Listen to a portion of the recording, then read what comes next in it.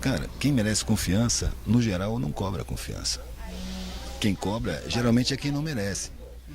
Quem merece sabe que confiança é uma coisa que nasce aos pouquinhos, levando em conta a sua conduta, né, seu comportamento, seu temperamento, suas ideias, seu pensamento, sua visão de mundo, seus valores. Aí você vai criando campo para uma confiança. Mas o pilantra, ele sabe que ele não tem como ganhar a confiança, então ele impõe. Oh, nunca te roubei. Isso é motivo para não confiar em alguém, cara? Olha no olhar, leva em conta a vibração pessoal. A gente emana uma vibração pessoal como onda de rádio. A gente anda distraído com isso, mas se você prestar atenção, você desenvolve essa percepção. Geralmente as pessoas percebem quando é muito agudo. Um grupo de pessoas honestas conversa e um pilantra quer se aproximar. E o nego olha e sente aquela rejeição. Meu santo não foi com o santo desse cara. É a energia do cara que não está sintonizando com a energia das pessoas. Só que é a frequência vibracional dele. Todo mundo emana essa frequência. Ali nesse caso você sente que a defasagem é enorme. Mas você emana de todas as situações, em todos os graus. Não é só o mais pilantra. Todo mundo emana uma frequência pessoal. É como uma impressão digital. Eu chamo que é a vibração da alma. E isso até o ateu pode entender. Porque a alma para mim são os sentimentos, as emoções, os pensamentos, a visão de mundo, os desejos, os objetivos de vida, o temperamento, o caráter. Essas coisas abstratas do ser humano. Isso forma a alma da pessoa. Independente se ela sobrevive à morte ou não. Você ainda vai em conta o fator religioso. Mas a parte abstrata do ser, que é a que tem mais carência de realização. É a parte abstrata, não é a concreta.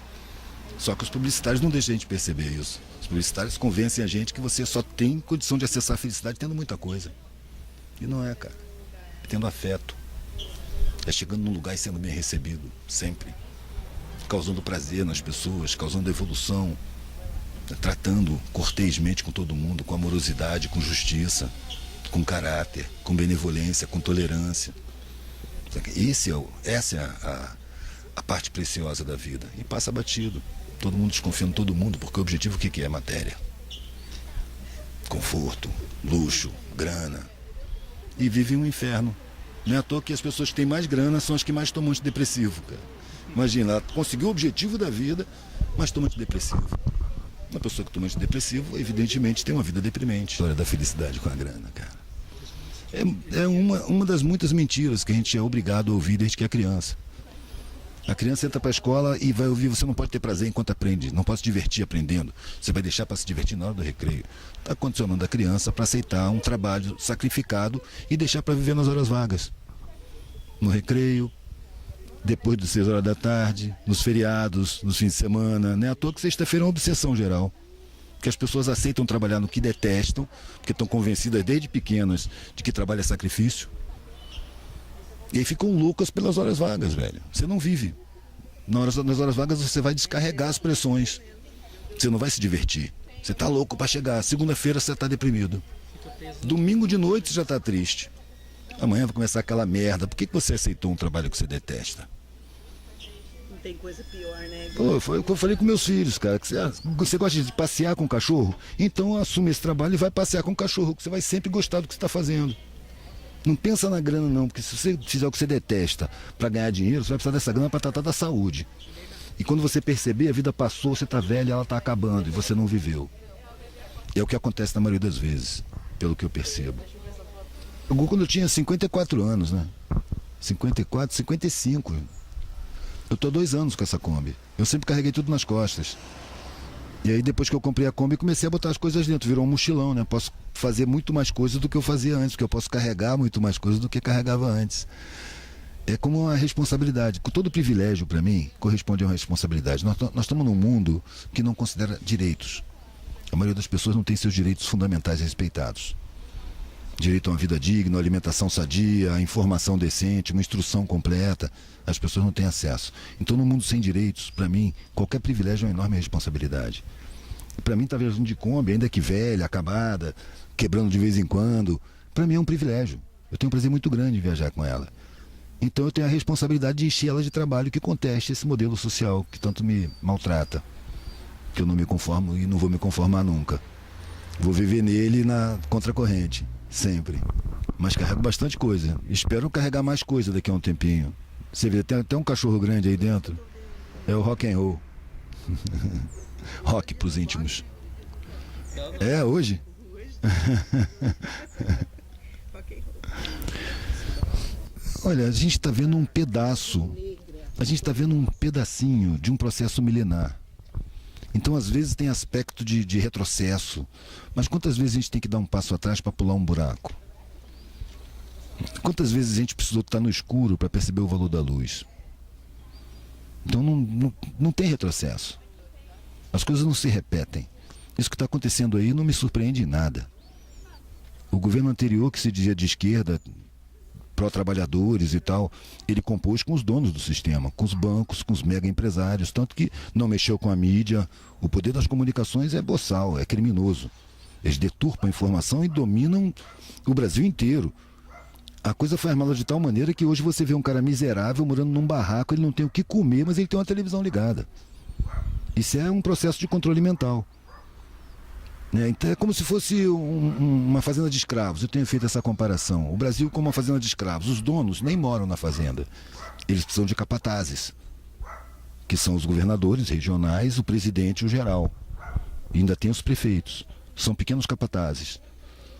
Esse governo de esquerda é um governo que o capataz não tinha raiva dos escravos. Pelo contrário, até simpatizava, desde que fizessem o serviço. A grana dos patrões está garantida, os bancos estão batendo recorde todo ano, as mega mineradoras estão arrancando os minérios do solo brasileiro, o nióbio está indo embora, os mega empresários estão se fazendo, as cooperativas de patrões de transportes torturam o povo diariamente e os caras continuam mandando nos representantes, porque eles são eleitos com financiamento de campanha. No entanto, esse pessoal do PT fez umas casinhas para os escravos, jogou uma serragem na humildade, melhorou um pouquinho a alimentação, deixou até alguns irem para a escola. E os patrões não gostam disso. Escravo tem que ser ignorante. Na verdade, eles estavam precisando de um capataz camarada, porque os movimentos entre os escravos, os movimentos sociais, estavam muito efervescentes. No capataz anterior, que era elitista, Fernando Henrique, os movimentos sociais conseguiram, o MST, por exemplo, conseguiu mais de 1000 assentamentos. Depois que entrou o Lula, não teve mais assentamento nenhum. Os movimentos se acalmaram. E era o que eles precisavam. A calmaria dos movimentos sociais para a mídia fazer o seu trabalho hipnotizante. Agora os movimentos não conseguem mobilizar. Ter pobre em universidade é uma heresia. Pobre na universidade é para varrer o chão, para fazer serviço. Não para estudar e muito menos para dar aula. E, no entanto, esses anos de governo de esquerda, entre aspas, teve esse fenômeno. Pela primeira vez, dentro da academia, teve vivência de base, estudando. E pela primeira vez, a periferia teve acesso a conhecimento acadêmico, que esses elementos que entraram, aquele punhadozinho, tinha que ser um programa de Estado. Mas foram pequenas coisas pontuais, buraquinhos ínfimos, para enfiar um punhado de pobre na universidade. Esse punhado é uma migalha. Mas quem não tem nada é capaz de fazer muita coisa com migalha. Então hoje eu estou vendo um monte de entidades informativas em periferias que não existiam antes. Jornalistas, psicólogos, antropólogos, sociólogos, tudo gente de favela que sabe da realidade da base, porque os de cima nem sabem, nem acreditam que a favela é tão barbárie assim, que está acessando o conhecimento acadêmico, está levando conhecimento para dentro da periferia. Porque, ao contrário do que se pensava, o pobre, quando ele entra na universidade e sai com canudo, ele não quer esquecer o passado e integrar uma nova classe. A rapaziada de cima não percebe que aquela vivência com muita dificuldade une afetivamente as pessoas. Então a pessoa acessou a universidade, mas ela quer levar aquele conhecimento para a galera dela, que é da favela. São muito poucos os que mudam de classe, que querem morar na Barra da Tijuca. A maioria leva os seus conhecimentos para dentro da favela. Não abandona os amigos, entendeu? A ligação é muito forte quando você se liga na dificuldade. Então eu acho que isso é um passo no processo que está passando despercebido. A gente fica olhando para o teatro de marionetes, porque as instituições são um teatro de marionetes. A gente fica distraído com o teatro de marionetes e não vê o que está acontecendo na realidade. E a realidade é que na periferia está rolando uma conscientização lenta, embrionária, mas que antes não havia.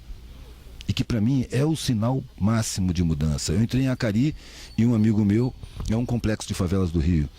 E um amigo meu falou, pô, cara, ainda bem que você chegou, a rapaziada tá toda viajando, a rapaziada do Centro Cultural. Todo mundo tava fazendo serviço, artistas, rappers, fazendo show, músicos.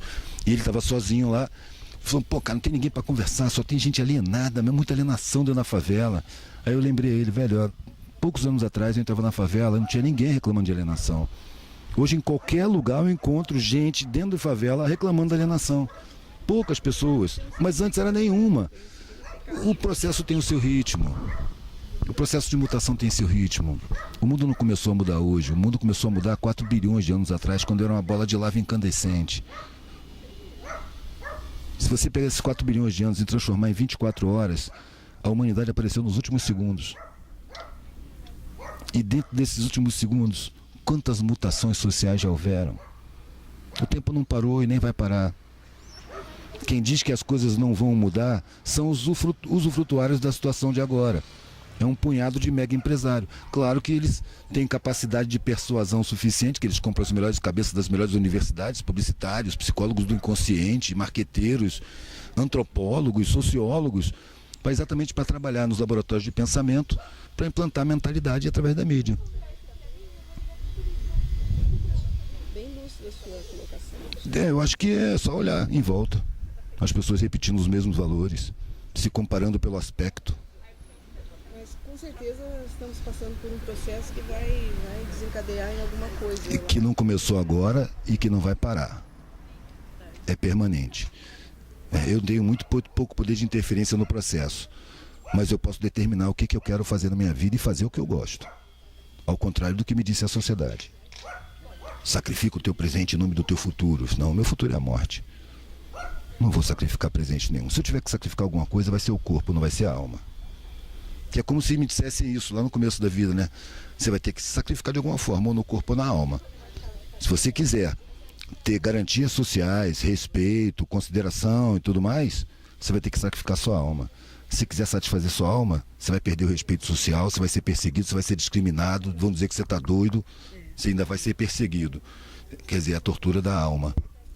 Agora, o que eu tenho? O que eu tenho? Eu tenho o corpo e tenho a alma. Eu tenho a impressão que a alma dura mais do que o corpo. Então eu vou sacrificar o corpo, porque a alma vai seguir comigo, né? Sou eu.